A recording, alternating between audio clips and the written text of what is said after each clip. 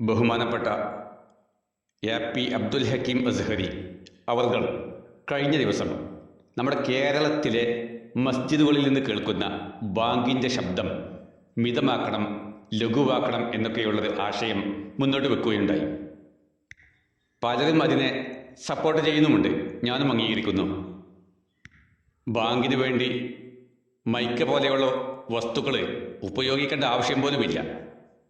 കാരണം ഈ കരണ്ടും മൈക്കയും സ്പീക്കറുമൊക്കെ ഉണ്ടാകുന്നതിന് മുമ്പ് തന്നെ ഈ ബാങ്കും ഈ നമസ്കാരവും ഇസ്ലാമിക കർമ്മങ്ങളും ഒക്കെ പതിവുണ്ട്.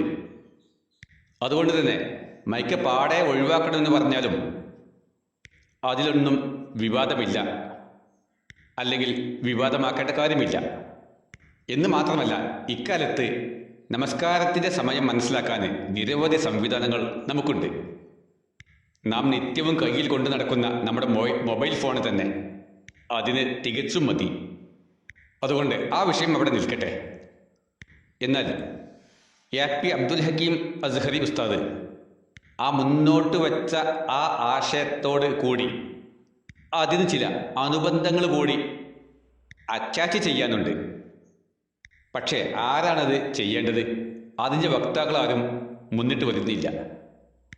കാരണം ഈ ശബ്ദമലിനീകരണത്തിന് ഈ 2 മിനിറ്റ് അല്ലെങ്കിൽ മാക്സിമം പോയാൽ 3 മിനിറ്റ് നീളുന്ന ഒരു ബാങ്ക് മാത്രമല്ലല്ലോ കാരണം. മറ്റു ഇതര മതസ്ഥരുടെ ആരാധനാലയങ്ങളിൽ നിന്ന് ദിവസവും രാവിലെയും വൈകുന്നേരവും അരമണിക്കൂറും 1 മണിക്കൂറുമൊക്കെ നീളുന്ന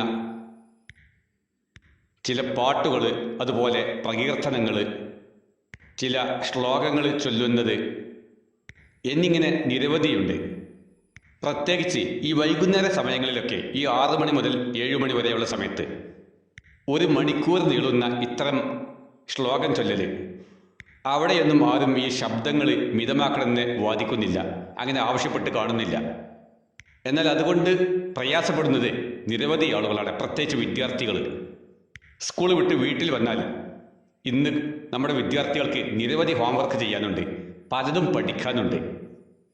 ഈ ലൗഡ് സ്പീക്കറിൽ നിന്നുള്ള ഈ അമിതമായ ശബ്ദം അതുകൊണ്ട് പ്രയാസപ്പെടുന്ന നിരവധി വിദ്യാർത്ഥികളുണ്ട്. അവരൊന്നും പ്രയാസപ്പെടുന്നത് ഈ 2 മിനിറ്റ് ബാങ്ക് കൊണ്ടല്ല, പകരം 1 മണിക്കൂർ നീളുന്ന ഇത്തരം പ്രകീർത്തനങ്ങൾ കൊണ്ട് തന്നെയാണ്. ഇനി ആ വിഷയത്തിൽ